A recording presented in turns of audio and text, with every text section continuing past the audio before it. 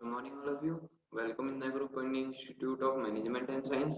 और आज मैं आपको कराने वाला हूँ स्ट्रक्चर ऑफ द एटम, जो कि क्लास 9th का चैप्टर 4 है। आज हम उसका पार्ट 5 करने वाले हैं, तो चलो स्टार्ट करते हैं। आज मैं आपको पढ़ाऊंगा इसमें आइसोटॉप्स के बारे में, आइसोबार के बारे में, एटॉमिक मास के बारे में, मास नंबर के बारे में, वैलेंस सेल, वैलेंस इलेक्ट्रॉन्स, ये सब मैं पढ़ा चुका हूँ। एक बार आपको रिवाइज करवा दूंगा इसी चैप्टर के अंदर। तो चलो स्टार्ट करते हैं। सबसे पहले हम पढ़ने वाले हैं एटॉमिक नंबर के बारे में, ये क्या होता है। उसके बाद मास नंबर के बारे में पढ़ेंगे।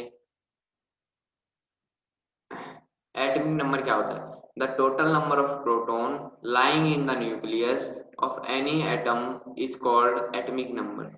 ये क्या कह रहा है? जितने टोटल नंबर ऑफ प्रोटॉन किसके अंदर लाई करें? न्यूक्लियस के अंदर, किसी एटम के अंदर न्यूक्लियस के अंदर लाई करें, उसको हम क्या बोलते हैं? Atomic number. जैसे कि हीलियम है, हीलियम का क्या है? Atomic number 2। जब हम उसका ऑर्बिट भरेंगे, पहले वाला कौन सा ऑर्बिट होता है? पहला के सेल वाला। और बीच में क्या होता है? न्यूक्लियस। और साथ में क्या होता है? प्रोटॉन्स। तो 2 इलेक्ट्रॉन्स होंगे, 2 प्रोटॉन्स होंगे। प्रोटॉन को हम पी से डिफाइन करते हैं। तो यहाँ पर कितने होंगे? 2 प्रोटॉन्स होंगे और बाहर 2 इलेक्ट्रॉन्स होंगे।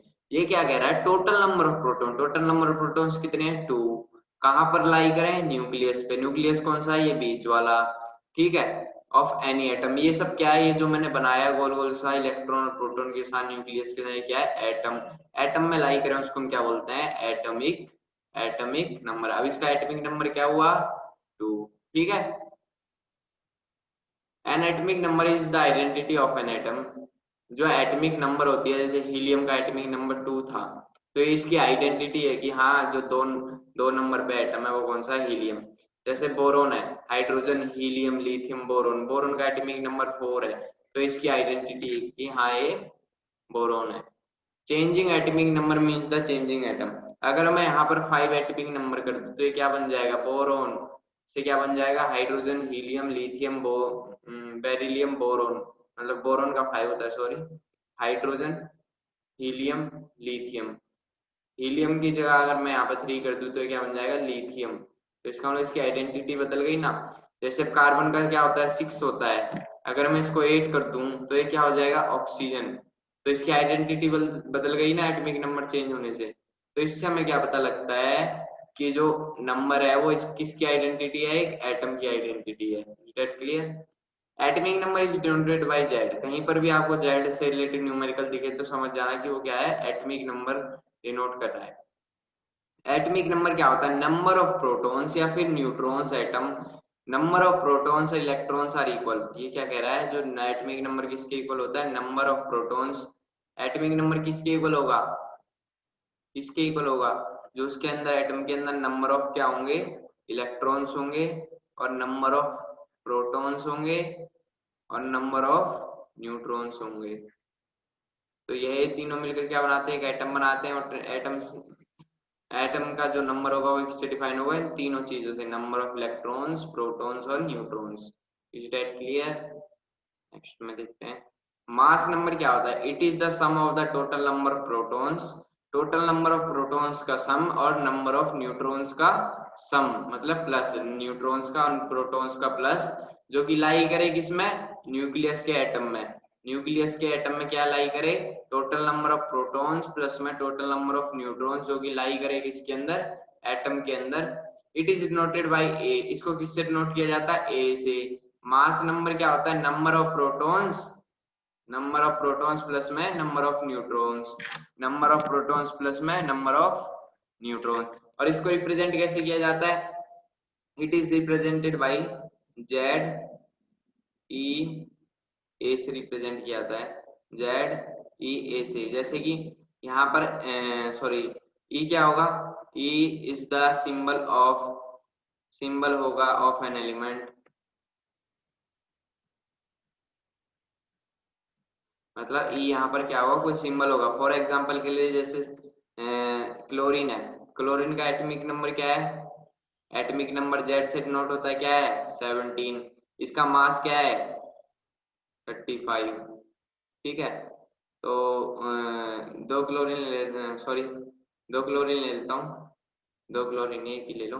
तो यहाँ से क्या निकालना है हमको? नंबर ऑफ न्यूट्रॉन्स निकालने हैं। नंबर ऑफ न्यूट्रॉन्स कैसे निकलते हैं? Number of neutrons, number of neutrons बताओ। नंबर ऑफ इलेक्ट्रॉन्स किसके इक्वल होते हैं? नंबर ऑफ प्रोटॉन्स के। मतलब जिसे उस एटम में उतने ही इलेक्ट्रॉन्स होंगे उतने ही प्रोटॉन्स। अब यहाँ पर इलेक्ट्रॉन्स कितने हैं, प्रोटॉन्स कितने हैं? 17। तो इलेक्ट्रॉन्स भी कितने होंगे? 17। ठीक है। मास नंबर ऑफ क्लोरीन क्या है? 35। क्या है? Mass number, mass number. अब हमको क्या निकालना है? न्यूट्रॉन्स। न्यूट्रॉन्स निकालना है तो क्या करेंगे? Mass number minus, mass number minus उसका एटॉमिक नंबर कितना है? 17। कितने के इक्वल आएगा? 18। ये क्या है? उसका नंबर ऑफ न्यूट्रॉन्स। कैसे निकालते हैं number of neutrons? Number of neutrons कैसे निकालते हैं? जो प्रोटॉन्स होते हैं वो किसके इक्वल होते हैं? नंबर ऑफ इलेक्ट्रॉन्स के। ठीक है। अब हमारे पास मास नंबर क्या था क्लोरीन का? 35। ठीक है, 35 क्या था मास नंबर? और 35 में से माइनस कर दूं अगर मैं 18 तो क्या बच जाएगा? सॉरी 17 तो क्या बचेगा? 18। ये क्या है? Number of neutrons. Is that clear?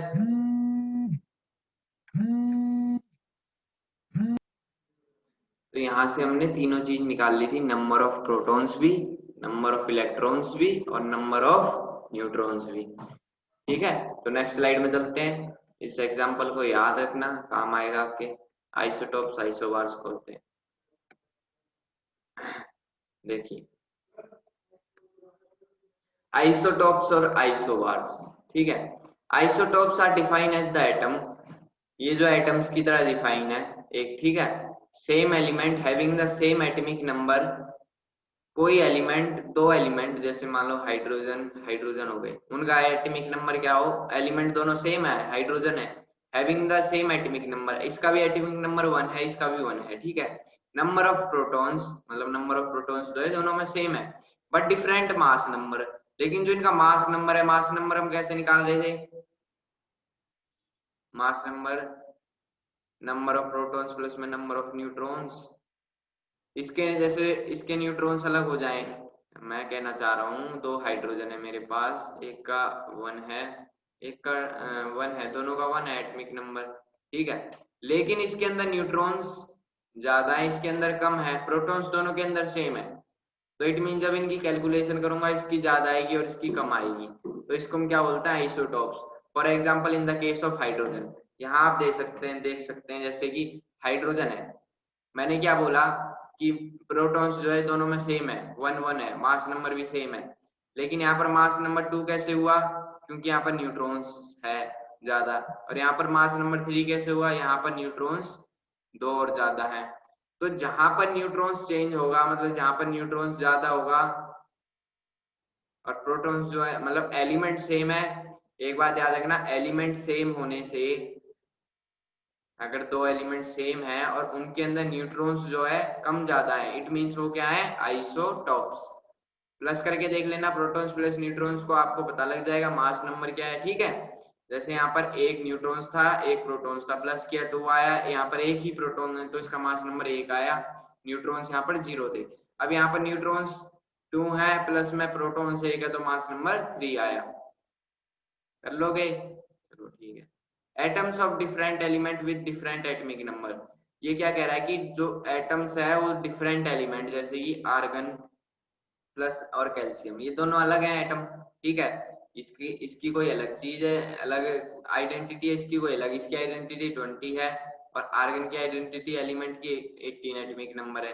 ठीक है, दोनों का एटॉमिक नंबर डिफरेंट है, which have the same mass, लेकिन इनका मास सेम है। इसका भी 40 मास है और इसका भी कितना है? 40 मास है। मास सेम है, एटॉमिक नंबर डिफरेंट है, इसको हम क्या बोलते हैं? आइसोबार्स। अब याद रखना, आइसोटॉप्स में क्या होता है? एलिमेंट सेम होते हैं, मास नंबर डिफरेंट होता है। एलिमेंट सेम होते हैं, मास नंबर डिफरेंट होता है। मास नंबर कैसे डिफरेंट होता है? Because of neutrons. प्रोटॉन्स तो सब में उतने ही मिलेंगे लेकिन न्यूट्रॉन्स सेम नहीं मिलेंगे। और आइसोबार में क्या आता है, एलिमेंट अलग होते हैं, एलिमेंट डिफरेंट होते हैं, लेकिन लेकिन उनका एटॉमिक मास क्या होता है, सेम। जैसे कि एग्जाम्पल के लिए मैंने ले रखा है यहाँ पर एग्जाम्पल अच्छे से, कैल्शियम का एटॉमिक नंबर 20, आर्गन का एटॉमिक नंबर 18, मास 40 कैल्शियम का और आर्गन का भी 14। तो ये सिंपल एग्जांपल है। और हाँ, मैं आपको वैलेंस सेल, वैलेंस इलेक्ट्रॉन कराने वाला था। सबसे पहले बता दूं, हमारे पास 4 सेल होते हैं, के सेल जिसके अंदर मैक्सिमम इलेक्ट्रॉन 8 आते हैं। फिर होता है हमारे पास एम सेल, सॉरी के अंदर 2 आते हैं, 2, यहाँ पर गलती हो गई। फिर हमारे पास होता है एम सेल जिसके अंदर मैक्सिमम इलेक्ट्रॉन 8 आते हैं, ठीक है। उसके बाद होता है के, सॉरी बिल्कुल ये गलत हो गया, एक बार इसको मिटाओ, यहाँ पर गलत हो गया।